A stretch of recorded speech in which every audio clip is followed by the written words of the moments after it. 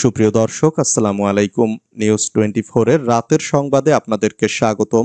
প্রথমেই জানিয়ে দিচ্ছি সংবাদ শিরোনাম। ভারতে বসে শেখ হাসিনার রাজনৈতিক কার্যক্রম সমর্থন করে না মোদি সরকার। নাহিদ ইসলামের বক্তব্যকে রাজনীতি বিরোধী বললেন ফখরুল। ওবায়দুল কাদের মারা গেছেন, দাবি করা ভিডিওটি ভুয়া। সমালোচনা করা মানে সরকারকে ব্যর্থ করা নয়, তথ্য উপদেষ্টার বক্তব্যের জবাবে রিজভী। শুধু নির্বাচনের জন্য ছাত্র জনতা রক্ত দেয়নি, মন্তব্য মাসুদ সাঈদীর। এতক্ষণ শুনছিলেন সংবাদ শিরোনাম। পুরো খবর পেতে ভিডিওটি শেষ পর্যন্ত দেখুন। সর্বশেষ সংবাদ পেতে চ্যানেলটি সাবস্ক্রাইব করুন। এবার বিস্তারিত। ভারতে বসে শেখ হাসিনার রাজনৈতিক কার্যক্রম সমর্থন করে না মোদি সরকার। বাংলাদেশ ও ভারতের চলমান উত্তেজনার মধ্যেই সম্প্রতি দুই দেশের পররাষ্ট্র সচিব পর্যায়ের বৈঠক অনুষ্ঠিত হয়েছে। সফর শেষে ভারতের সংসদ সদস্যদের ব্রিফ করেছেন দেশটির পররাষ্ট্র সচিব বিক্রম মিস্ত্রি। সেখানে সাবেক প্রধানমন্ত্রী আওয়ামী লীগ সভাপতি শেখ হাসিনার ভারতে বসে রাজনৈতিক কার্যক্রম পরিচালনার বিষয়টি উঠে আসে। ভারতীয় গণমাধ্যম দ্য হিন্দুর বরাতে জানা যায়, বুধবার সংসদীয় স্থায়ী কমিটিকে পররাষ্ট্র সচিব বিক্রম মিস্ত্রি জানিয়েছেন, ভারতে বসে ক্ষমতাচ্যুত প্রধানমন্ত্রী শেখ হাসিনার বাংলাদেশের অন্তর্বর্তী সরকারের সমালোচনার বিষয়টি সমর্থন করে না নরেন্দ্র মোদী সরকার। এটি দুই দেশের সম্পর্কের মধ্যে একটি ক্ষুব্ধ প্রতিবন্ধক। তিনি বলেন, শেখ হাসিনা নিজের ব্যক্তিগত যোগাযোগের উপকরণ ব্যবহার করে বক্তব্য দিচ্ছেন। ভারত সরকার তাকে কোনো প্ল্যাটফর্ম বা সুযোগ প্রদান করেনি যাতে তিনি ভারতীয় ভূখণ্ড থেকে তার রাজনৈতিক কার্যক্রম চালিয়ে যেতে পারেন। ভারতের পররাষ্ট্র সচিব আরো বলেন, ভারতের সঙ্গে বাংলাদেশের সম্পর্ক কোনো একক রাজনৈতিক দল বা সরকারের মধ্যে সীমাবদ্ধ নয়, বরং বাংলাদেশের জনগণের প্রতি মনোযোগ দিয়েই সম্পর্ক বিবেচনা করে ভারত। তথ্য উপদেষ্টার বক্তব্য রাজনীতি বিরোধী, মন্তব্য মির্জা ফখরুলের। রাজনৈতিক দলগুলো অন্তর্বর্তী সরকারকে ব্যর্থ প্রমাণ করার চেষ্টা করছে বলে তথ্য সম্প্রচার উপদেষ্টা মোহাম্মদ নাহিদ ইসলাম যে বক্তব্য দিয়েছেন তা রাজনীতি বিরোধী বলে মন্তব্য করেছেন বিএনপির মহাসচিব মির্জা ফখরুল ইসলাম আলমগীর। যুক্তরাজ্যে ১.৫ সপ্তাহ সফর শেষে বৃহস্পতিবার দুপুরে ঢাকার হযরত শাহজালাল আন্তর্জাতিক বিমানবন্দরে পৌঁছালে উপস্থিত সাংবাদিকদের এক প্রশ্নের জবাবে তিনি মন্তব্য করেন।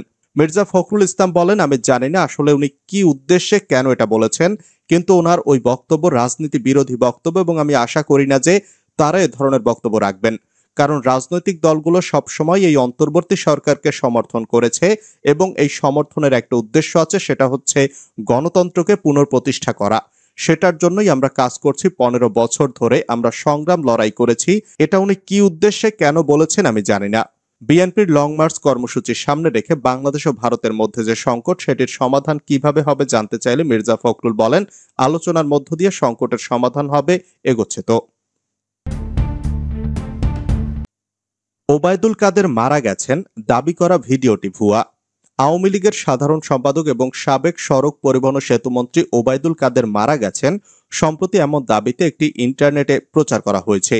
টিকটকে প্রচারিত ওবায়দুল কাদের মারা গেছে শীর্ষক ভিডিওতে দাবি করা হয়েছে, বঙ্গবন্ধু শেখ মুজিবুর রহমান মেডিকেল বিশ্ববিদ্যালয়ে ভর্তির পর মারা গেছেন তিনি। ওই ভিডিওটি প্রায় ৮ লাখ বার দেখা হয়েছে। ভিডিওটিতে ৭,০০০-এর অধিক পৃথক অ্যাকাউন্ট থেকে প্রতিক্রিয়া জানানো হয়েছে। ভিডিওটিতে ১০১টি মন্তব্য করা হয়েছে। ভিডিওটির মন্তব্য ঘুরে অধিকাংশ নেটিজেনকে উক্ত দাবির পক্ষে মতামত দিতে দেখা গেছে।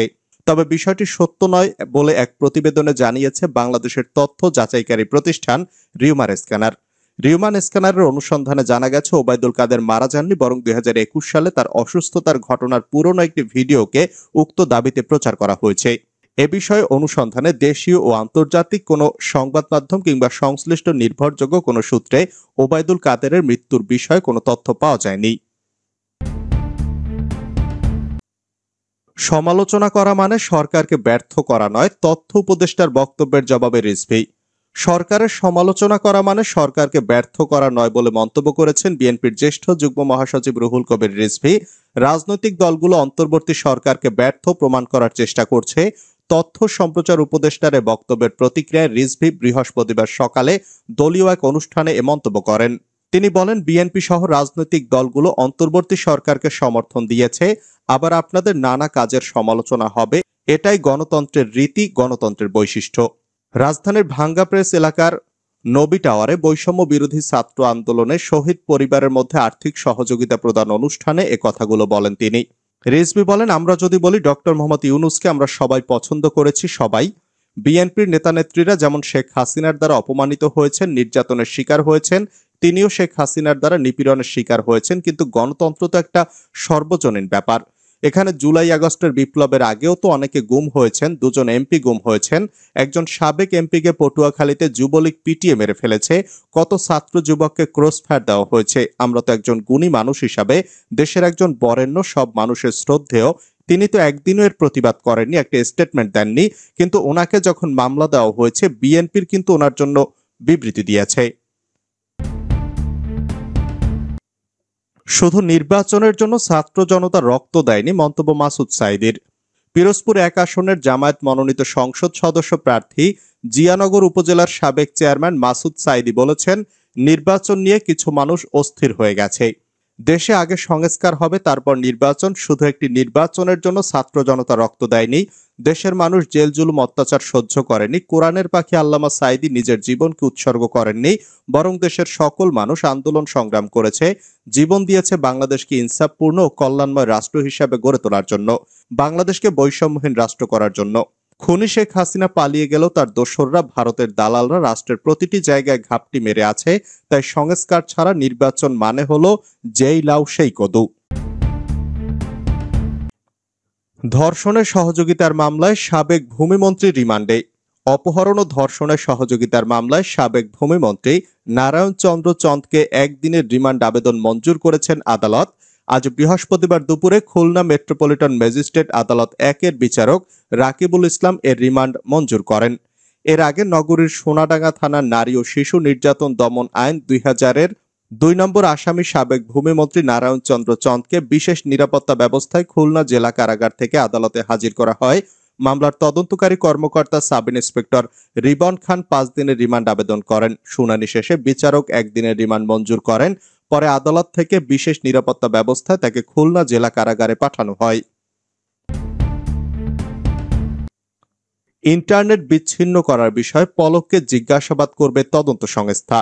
বৈষম্য বিরোধী ছাত্র জনতার আন্দোলন চলাকালে দেশ জুড়ে ইন্টারনেট বিচ্ছিন্ন করার ঘটনায় সাবেক আইসিটি প্রতিমন্ত্রী জুনায়েদ আহমেদ পলককে জিজ্ঞাসাবাদ করবে আন্তর্জাতিক অপরাধ ট্রাইব্যুনালের তদন্ত সংস্থা।